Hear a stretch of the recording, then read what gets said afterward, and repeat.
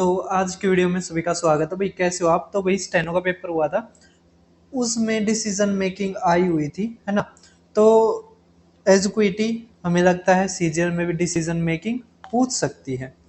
तो अब हम शुरू करते हैं। उससे पहले आपको ये पीडीएफ मेरे Telegram channel maths by Deepak Sharma में मिल जाएगी, तो आप इसको ज्वाइन कर लेना। उसके अलावा ये मेरा यूट्यूब चैनल है, यहाँ पे मैंने अपनी अलग से प्लेलिस्ट बना रखा है एज क्विटी क्वेश्चन के नाम से, तो आप इसको भी जरूर देखना।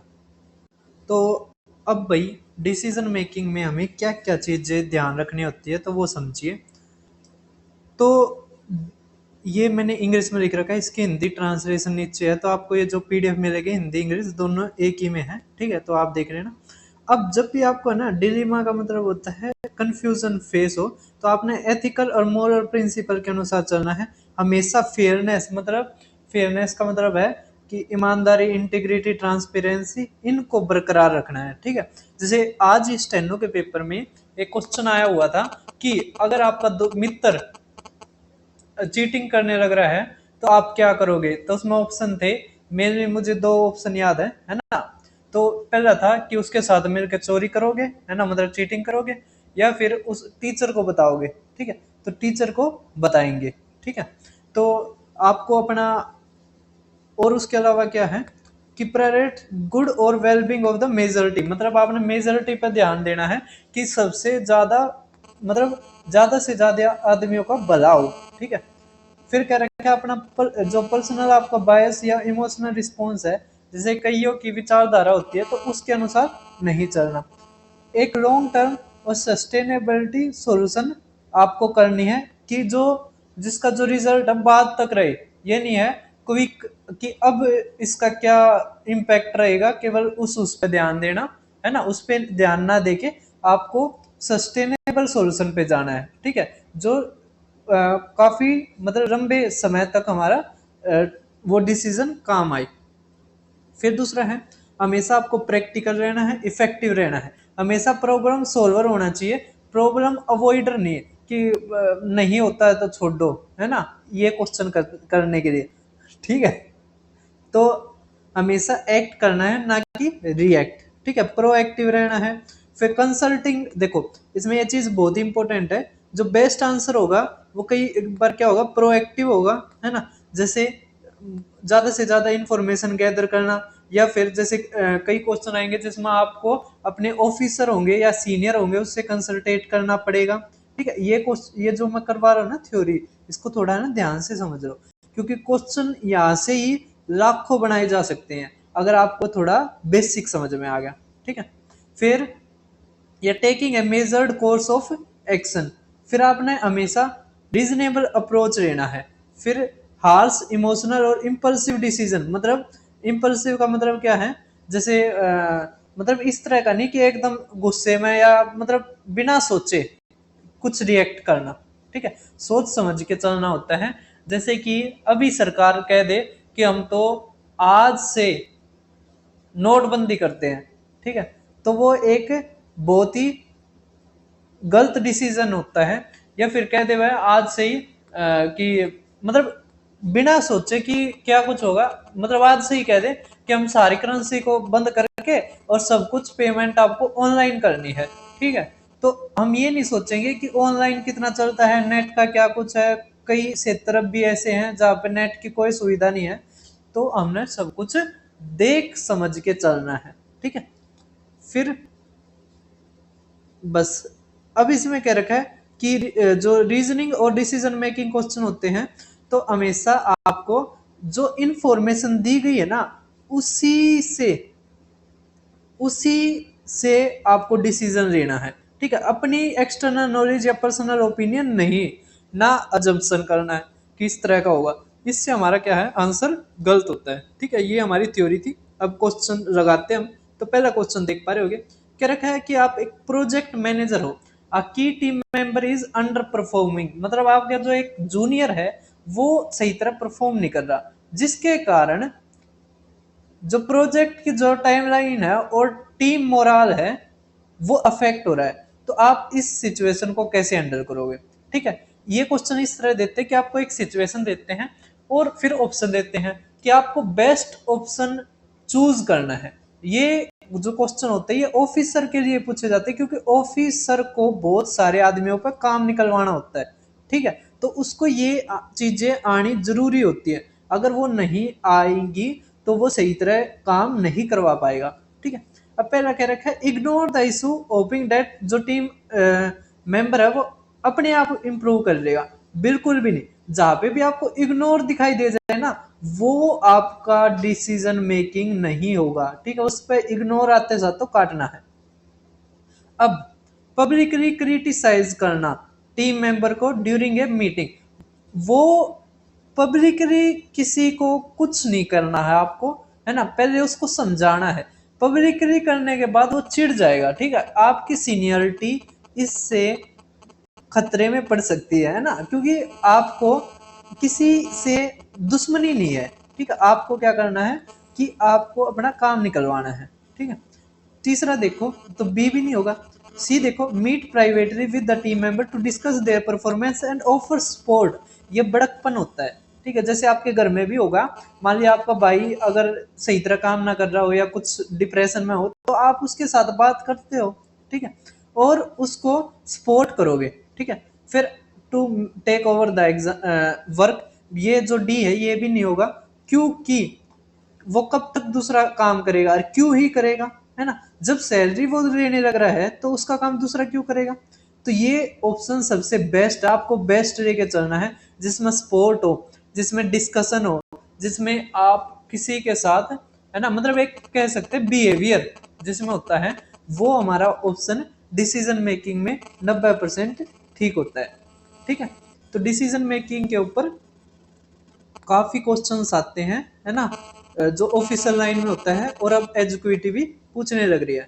अब कह रखा है कि एक आप पुलिस ऑफिसर हो, ठीक है, आपने you pull over a driver जो स्पीडिंग में है। अब ड्राइवर है एक सर्जन है, ठीक है, और वो अपने एक इमरजेंसी सर्जरी के लिए जा रहा था, तो आपका कोर्स ऑफ एक्शन क्या होगा, ठीक है। तो एक तो होगा सर्जन को सुरक्षित और जल्दी हॉस्पिटल पहुंचने के लिए एस्कॉर्ट करें। अब वही है भाई, चाहे बेशक से सर्जन हो, ठीक है, अब चाहे बेशक से नेता हो, चाहे बेशक से प्रधानमंत्री हो, ठीक है, नियम सबके लिए बराबर है इस क्वेश्चन के लिए, ठीक है। मतलब जो ये डिसीजन मेकिंग होता है इसमें तो होता है। वैसे अगर तुम लगाओगे तो भाई तुम्हारी रंका लगा देंगे, है ना, नेता और जो एमएलए एमपी हो गए, तो थोड़ा देख के करियो, नौकरी करनी है। अगर कह रखा है सर्जन को मौखिक चेतावनी देकर जाने देंगे, तो भाई ये एक तरह से अनफेयर वो होता है, क्योंकि कोई भी स्पीडिंग में होता है तो उसके जो नियम होता है वो ये होता है कि उसको चालान दिया जाए, है ना। फिर इग्नोर करना ये तो बिल्कुल भी नहीं होगा, ठीक है, तो ये भी नहीं होगा। अब ये चीज है, फिर ये भी अनफेयर है, क्या है, ये भी अनफेयर है, ठीक है। तो हमारा पहला होगा, क्योंकि नियम हमारा यही कहता है, चाहे नेता हो, चाहे कोई मंत्री हो, चाहे प्रधानमंत्री हो, राष्ट्रपति हो, कोई भी हो, हमें अगर वो स्पीडिंग में है तो चालान देना है, ठीक है। अब देखिए नेक्स्ट क्वेश्चन आप, अब नेक्स्ट क्वेश्चन देख पा रहे होगे, एक नई कंपनी, है ना, policy forbids employ for using personal social media. कह रखा है कि, है ना, वो एम्प्लॉय को मना कर रखा है पर्सनल जो सोशल मीडिया यूज करने से, जब उनका वर्किंग आवर, मतलब 9 से 6 जो भी होता है वर्किंग आवर उस टाइम पे। लेकिन आपने अपने एक मित्र या कलीग को देखा, है ना, कलीग मतलब सहकर्मी को देखा कि वो अपने फोन को स्क्रॉल कर रहा था, ठीक है, तो आप क्या करोगे। अब report your colleague to your supervisor immediately, तुरंत। तो भाई तुरंत तो करना नहीं होता, है ना, तुरंत एक्शन नहीं लेना होता, तुरंत कुछ नहीं करना होता, ठीक है, आवेश में आके कुछ नहीं करना होता। कह रखा पब्लिकली कॉल, पब्लिकली तो बिल्कुल भी नहीं कहना, है ना। फिर डी इग्नोर कर, इग्नोर वाला तो आपने पहले ही काट देना।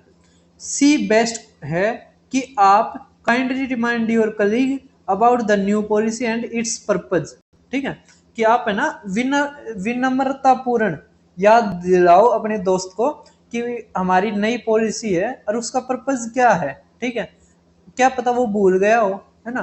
तो ये सबसे बेस्ट डिसीजन रहेगा आपका, है ना। अगर जब भी ना माने तो फिर हमें सुपरवाइजर को बताना है, वो भी इमीडिएटली नहीं, पहले अपने दोस्त से या कलीग से बात कीजिए, ठीक है। अब देखिए नेक्स्ट क्वेश्चन, आप नेक्स्ट क्वेश्चन हमें दे रखा है कि आप you are a teacher, you find out that a popular student is cheating our exams, तो this student is the star player of the school sports team, तो आपका रिस्पॉन्स क्या होगा? तो सारे के सारे ऑप्शन पढ़ने हैं। इग्नोर द चीटिंग, बिल्कुल भी नहीं, इग्नोर तो करना ही नहीं। फिर confront the student, give them A second chance, क्यों भाई? चाहे स्टार प्लेयर हो, चाहे बैक बेंचर हो, चाहे फ्रंट बेंचर हो, कोई भी हो, सबके लिए नियम एक है, ठीक है। तो उसे दूसरा मौका क्यों दे? करके report the cheating to the school administration following the school honour code, बिल्कुल जो चीटिंग हो रही है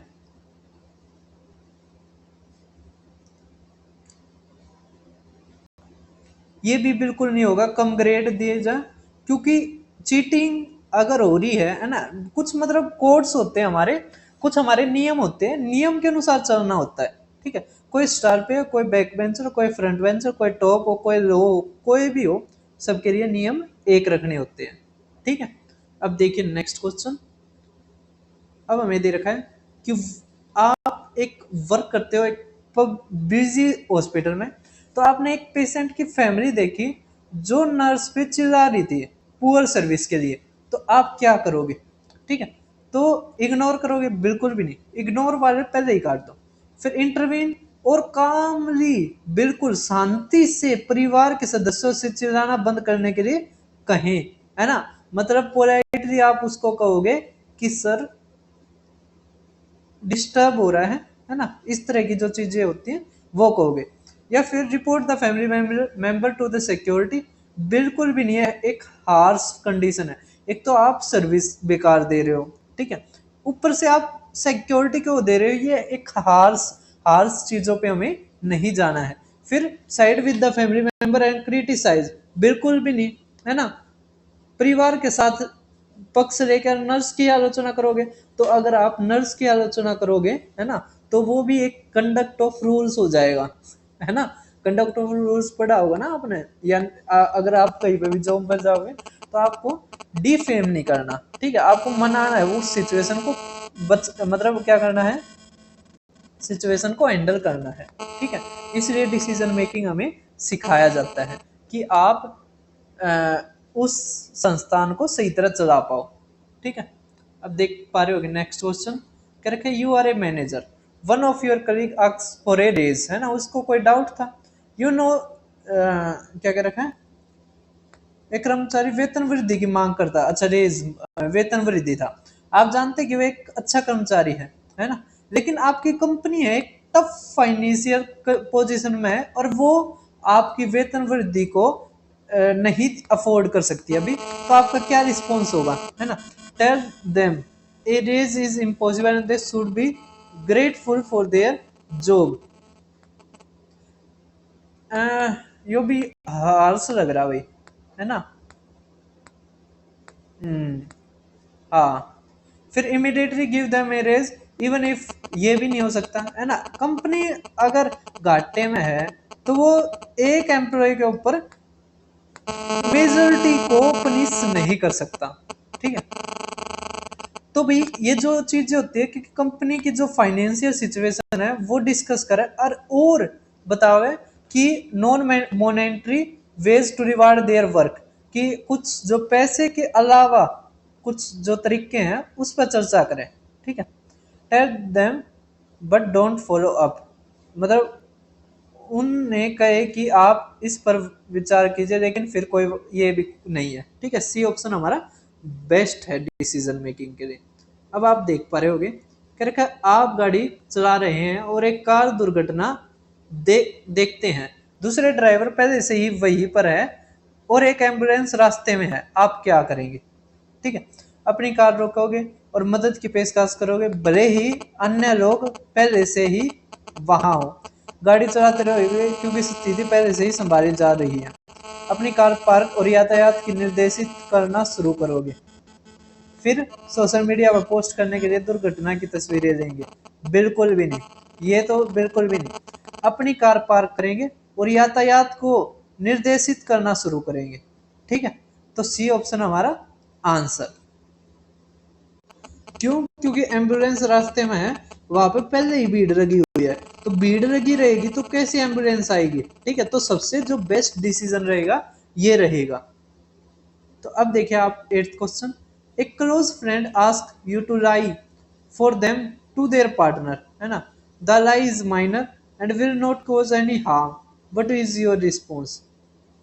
तो भाई आप ये क्वेश्चन और जो क्वेश्चन है, ठीक है, ये आपने खुद करने हैं, तो ये मैं आपकी प्रैक्टिस के लिए देता हूँ, तो आपको समझ में आ गया होगा। मैंने जो थ्योरी बताई थी वो भी आप कर लेना, ठीक है। अब ये यूपीएससी सी सेट 2025 में आया था, ये हमारा क्वेश्चन एक तरह से बाइनरी लॉजिक के ऊपर डिपेंड है, मतलब ट्रूथ लाइनेस, है ना, लायर और अल्टरनेटर, ठीक है, उसके ऊपर है, तो आप इसको जरूर करना, ठीक है। ठीक है, तो आज की वीडियो में बस इतना ही। इसके बाद हमें मशीन इनपुट और आउटपुट वाला आएगा, तो फिर मिलते हैं किसी और वीडियो में।